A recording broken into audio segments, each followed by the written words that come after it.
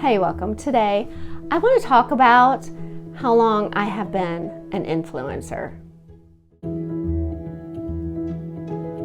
Hey, my name is Rachel. If you are new here at Learning with Boys, I am a homeschool mom of 4 boys. I have graduated 2, and this school year I have a 6th grader and an 11th grader. And just recently something was making me think, and I talk about this a lot in my videos. I talk about what kind of an example we are to our kids. And it's funny because it made me think, this YouTube thing I've been doing for a couple of years, and they call it you're an influencer, and I do pray that it is helpful to you all in some way. I'm just wanting to share our journey and things that have been helpful to me along the way. But I look back and think, man, I've been influencing this whole time. This whole time, God has given me this opportunity to invest in lives. And it's not YouTube. It's my own children. And just wanted to get on here and just encourage you with these thoughts about how you may have a channel. I don't know who's watching. You may be a big person on Instagram. I don't know. It's funny because I actually did not even start. I've watched YouTube for years, just learning about homeschooling and curriculum along the way, maybe just like some of you are. But I did not have Facebook, I did not have Instagram, and I obviously did not do YouTube. I just did not feel led to do that. Now, as my boys got older and, it got bigger and more things were happening, and really they got on YouTube a lot. They did a lot of researching and learned themselves that way. They would see mommy learning on YouTube, so they would be learning. My oldest learned a lot about biking and mountain biking and the whole mechanics of it, and anything they wanted to do. They both have built their own computers just by watching and learning.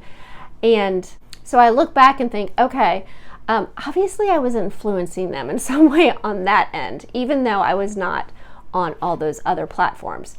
But I did start, I guess I told my oldest, I said, when you hit 18, when you're about ready to graduate, I can't stop him from getting Facebook or Instagram. But I said, when you sign up, I'll sign up because I want to know what's going on. How many of you have done that with your kids? How many of you waited until they were older? Maybe you still have young ones. Maybe you're not on there yet and you do have young ones. And I encourage you not to get on it because I feel like because I had the influence over them and not everybody or everything else, I had the say-so. My husband had the say-so. He had the influence on them too. A huge influence, and I'm thankful for that. So it was actually, the funny thing is, it was 2020 when my son graduated. So yep, he signed up literally weeks before the whole shutdown. So it did keep us sort of like knowing what was going on in the world. And that's a whole nother story, and I really don't want to go there. But because of that, I really didn't even get on Instagram right away until I started this channel, and I had my son show me how to do all that. My second helped me get this YouTube going. They actually all encouraged me for several years about it. They would make comments like, oh, Mom, you should do that, or you should do that. But it was when my youngest was going into 4th, and we use Heart of Dakota, that I really felt like if I don't do it now, I'm gonna miss it all. I was excited because we were using that particular curriculum the first time for my youngest, which was Preparing Hearts for His Glory, and I wanted to remember all of it. I had used it with the other boys and just carrying through.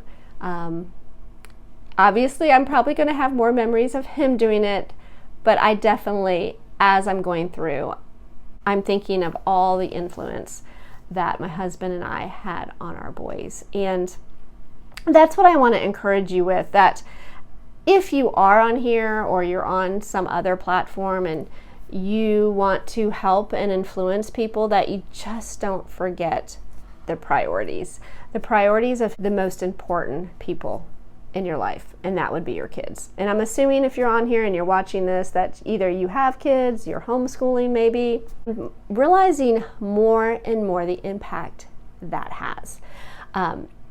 Just share a couple thoughts that it's not just, okay, I've taught them how to read, and I've taught them about history, and I've taught them about science, even though I'm not very good at it.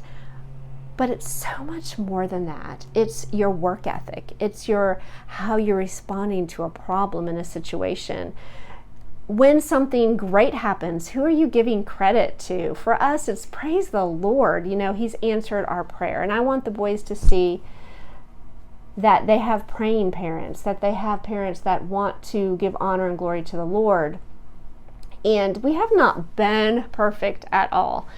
But I want to encourage you, as you have a desire to teach your kids, that you don't forget about that. Because I know when you have little ones and you're in the midst of it, it can be a little overwhelming. And no, for me, not every reaction, not every response was what it should have been. It was a learning process. And I mentioned this before, this whole part of my life has been a learning process. God has given me these people to influence, but at the same time, He's teaching me.